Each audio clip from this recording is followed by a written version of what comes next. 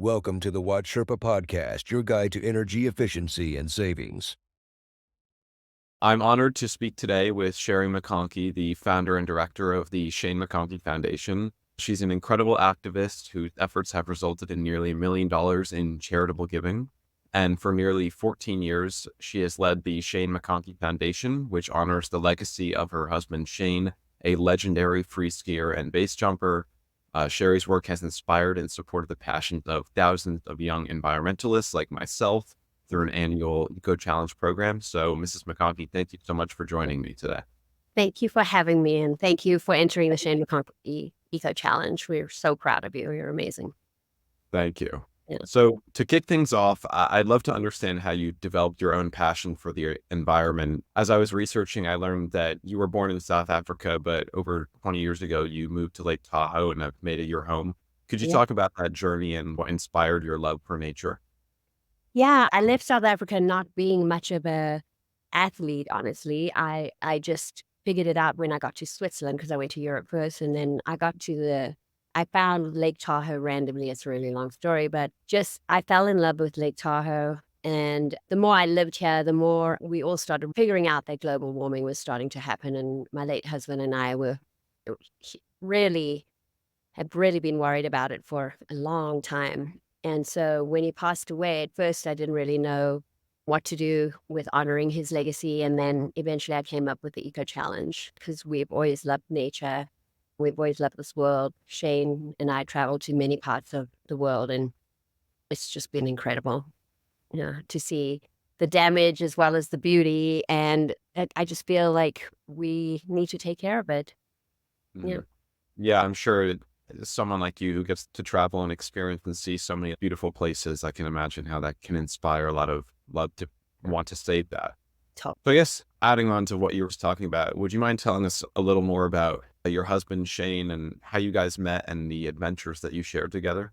So I was basically the girl down the road. I'm a mountain biker, and he, like a friend of mine who I worked with, was a mountain biker as well. And then Shane would come home. He'd be gone a lot because he was a skier, and then he'd come home, and then he'd come biking with us. And we just started to hang out with each other and mountain bike a lot. And then I'm a snowboarder, and he's a skier, and we started hanging out a lot. And that's basically how we met, through friends. And then eventually he took me on all his crazy endeavors and threw me off bridges and had some exciting parts of the life. And so he opened my eyes a lot. I'd been in Tahoe for quite a few more years than he had. He'd come from Colorado. So I'd already been climbing and biking and snowboarding. And then we both did the same things together, but he taught me base jumping and skydiving, which I don't know if it ever was my sport. I did have fun doing it, but it was super scary. Yeah. For anyone who doesn't know, who's watching, Shane tragically passed away in 2009. And I know that in 2010, you established the Shane McConkey Foundation to honor his legacy. Yeah. While there are lots of people out there who are obviously striving to make a difference, building an organization that's raised hundreds of thousands of dollars and inspired thousands of students is no easy feat. So could you please talk about the process of establishing that foundation and getting it off the ground? Yeah, I think at first I knew I wanted to do something to honor him, and I was so overwhelmed with a million things because he was really well known in the ski industry. So there was a lot of things coming at me, and I think I probably had a little bit of guilt. So I felt like I needed to do something. And so at first we just gave money to different nonprofits that Shane and I cared about. And then eventually I just stumbled upon the EcoChallenge one day when I was biking, and I just came upon this challenge because I've always been so impressed with kids because they learn so fast and they can change their habits faster than your average adult. And so I figured that if I start with the kids and start changing their habits at a young age, maybe they'll influence their parents and start influencing others and continue these great habits that start from a young age to protect the world. Because our generation, we're just in this bad habit right now, and it seems really hard for people to change habits. And I'm guilty of it too. We all are. But if you start from a young age and you start living a greener life, it's really easy to do once you start. It's really easy to think back to when I was a kid. We didn't have Ziploc bags. We didn't have paper towels. We didn't have all these unnecessary things all the time. And it's fun to challenge yourself and do other things. So I thought it would be fun to challenge kids to influence their families and people around them to do something fun. And as you were building up the organization, did you have any like big partners that supported the mission of the foundation? Oh, yes. We've had a ton of help from a lot of people, especially Shane's sponsors have really been helpful, like Red Bull and Oakley and Pit Viper. Like just a lot of different companies have really supported us doing our fundraisers along the way. Okay, so I wanted to pivot a little bit and just talk about the McConkey documentary, which I got the opportunity to watch. I Thank know you. you executive produced the documentary on your husband in 2013. For anyone who's watching, I would highly recommend the film, which is incredibly inspiring. And Shane and your adventures showcase some of the most remote, beautiful places on our planet. So would you just talk a little bit about how that project came together and maybe if you were able to use its success to help empower the foundation's mission? Yeah, right after Shane died, not right after, obviously a few months after Shane died, Red Bull approached me and they said, Shane deserves a documentary. And I agreed. There's been Shane's been in quite a few ski movies and things like that, but Red Bull always makes a really good documentary. And I think a lot of people criticize Red Bull where they say that they pushing people to do things a little too far and they're not. It was Shane's biggest dream to do the things he did.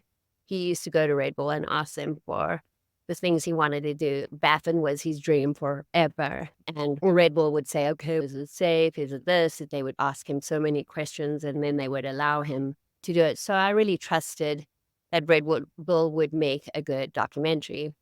And so we all worked together getting footage, and they brought in 5 directors, which was pretty amazing. But I loved that they did that because they brought in a lot of his friends and then a lot of very professional people, as well as this guy, David Zeef from New York, who has made a few documentaries, but had such a different outlook and he really made the movie perfect. It was just a really amazing way of circling in something different to see from a different perspective. So it was really hard for me because I kept on hearing his voice and I kept on having to dig up footage and go through photos. And so every single time I would do that, it would bring it up again. And I have to say it was 3 years of making this documentary. It was pretty brutal on me, but it was definitely worth it because my daughter has this movie to watch. And then what I love most about this documentary is it has inspired so many people all over the world. I cannot tell you how many different people have sent me messages of what it's done. Like the most random, crazy messages that I've got from people all over the world. It's baffling. Who, not only that he's this insane athlete, it's inspired people to follow their passion and follow their heart and know that they can do something and do it. So it's been incredible. Yeah, and I think that was what was really great about the documentary is how it Yeah, really captured his spirit, and like you said, can inspire people to follow their passions in right. whatever they love as well. So Yeah, I thought that was great. yeah, I wanted to talk about, I know you mentioned the EcoChallenge before that you launched, I believe, about 9 or 10 years ago, which empowers students to combat climate change nationally. yeah, I know you talked a little bit about how you came up with the idea for the challenge. Can you talk about how it has evolved and the impact you yeah. believe it had? Yes. So it has been a really hard challenge to get out there just because the ski industry is a very small industry. And so not many people know that are out of the ski industry know Shane McConkey, but the movie helped a little bit. But it started now over the last few years to take more momentum. And I think because of social media, that's really helped us. And it's pretty amazing to see what it's done for children. So I watched it from the beginning of just even the first few people. The first year we got 6 entrants, and interviewing the kids of what it's done for them is pretty amazing because not only has it helped the environment, but when kids get up and I'll give you an example of one of the kids that were in one of the eco challenges. We were interviewing all the kids, and I think there were about 15 kids that had entered. And I kept on watching this one little girl keep on skipping a kid and going towards the back of the line. And eventually when I got to her, I was like, okay, are you okay? And she burst into tears and she was like, I'm just really nervous to talk in front of the camera. And I was like, oh my God, please don't even worry about it. It's not a big deal. And so she started, she's, but I really want to do it. So she went to the bathroom, she neatened up herself and then came back and did the interview. And now she's going to, I don't know what college, somewhere back east, amazing, and study environmental studies, and has only been working in environmental studies for her whole school year. And so to me, it was just really cool to see not only this girl complete this environmental problem, but then she went through like getting the courage to do an interview. Then she continued studying environmental studies because she said that it affected her so much. And now she's going to go into the world and do more good. And so if you think about what the positivity of this EcoChallenge has done, it's been incredible. And then so many kids, there's been so many EcoChallenges that I wanted to cry because it's just this one town in White Rock, Montana. The kids really didn't want to eat their lunch on styrofoam plates. So they brought in their own plates. And then the town was so impressed that they banned styrofoam in the whole town. So there's been so many little things, but the impact that it's made on these kids is so much greater because not only are these kids learning how to do a project from start, but they're learning how to finish a project. And then they're getting rewarded with not a material thing or money. That's not important, but they're getting rewarded with the courage that they can do anything they want in this world. And to me, going out into the world, knowing that at a young age is one of the greatest gifts that you can get. So. Yep, I 100% agree in that there's so many students these days who are driven to make a change. But I think when you get something like the EcoChallenge, who can give students that confidence to finish their projects and work on their projects, it makes a huge difference. Yeah. I'll note that I participated in the program and I was able to win a $5,000 donation to Sustainable Westchester, which is a local nonprofit consortium that helps drive adoption of sustainable practices across Westchester County where I live. I've personally seen the effects of the EcoChallenge, and it's just a great thing. But I would encourage any students who are watching to participate as well.